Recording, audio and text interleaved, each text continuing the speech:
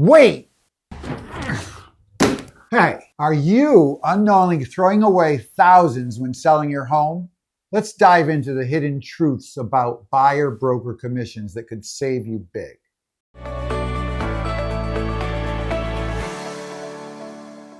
Should sellers offer buyer broker commissions? That's going to be a big discussion over the next many years probably. But the quick answer, in my opinion, is yes, they should. And as we get into this video, we'll talk about why. Seller's market versus a buyer's market will definitely impact the ability for sellers to either withhold the buyer broker, make the buyer pay the brokerage fee. So let's talk about what that means. In a seller's market, let's just say you have a home on the market and you have 5 offers. And one of the 5 offers is offering to pay their own broker's commission. Well, then the seller doesn't have to offer anything. So a seller, a savvy seller, may want to say, well, it's negotiable. Everything is negotiable. You can put it in the offering with your realtor, with your listing agent, that yes, you are willing to pay X percent, but you first want to negotiate. So these are things that we're all trying to figure out in today's market. If it's a market where offers are few and far between, you might want to offer to pay the buyer's broker. What I'm seeing in the market here, and we're in going into September of 24, is we're seeing most buyers in our area, we're in Connecticut, are still offering buyer's agents commissions. A lot of things could happen when you don't offer them. But let's talk about the realtor's market analysis of your property.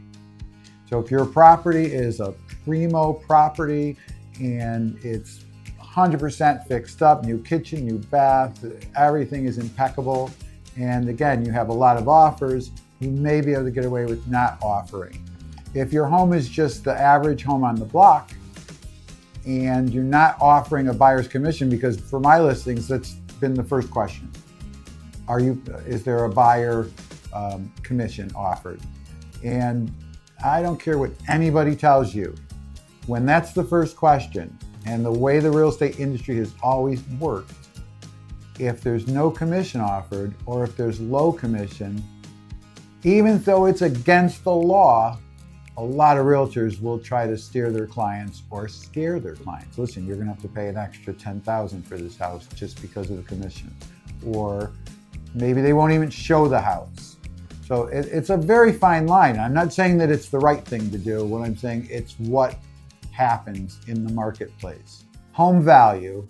If your home is a great value and there's a lot of buyer interest, you have, again, a choice.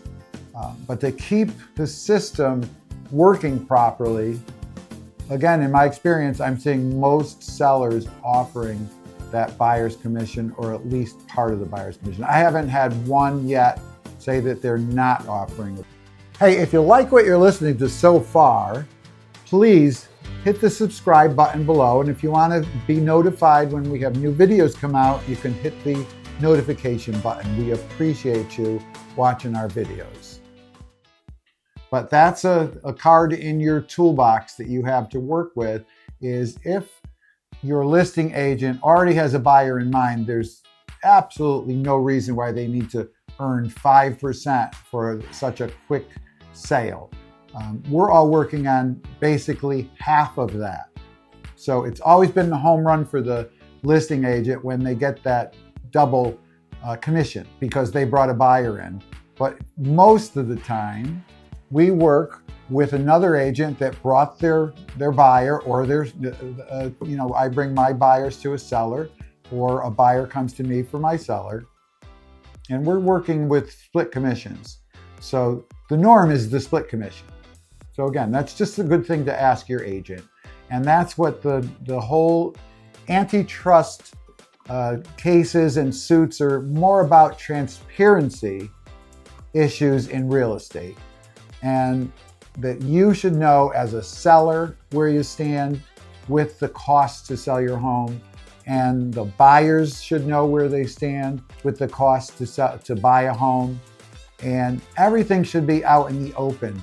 But those are the big takeaways, is that a seller who has a dual agency situation should have that opportunity to save some money.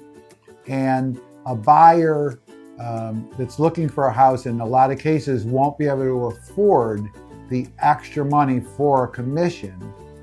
So we've got to figure out, how do you roll that into their mortgage? How do you roll that into the purchase price with a give back? So at this point, it all comes out of the same pot, right? Somebody's going to pay for it, and a buyer can't overpay.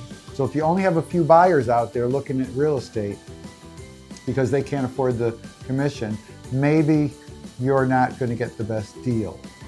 So that's going to come to the commission decision that you make as a seller, how it's going to affect your home's visibility.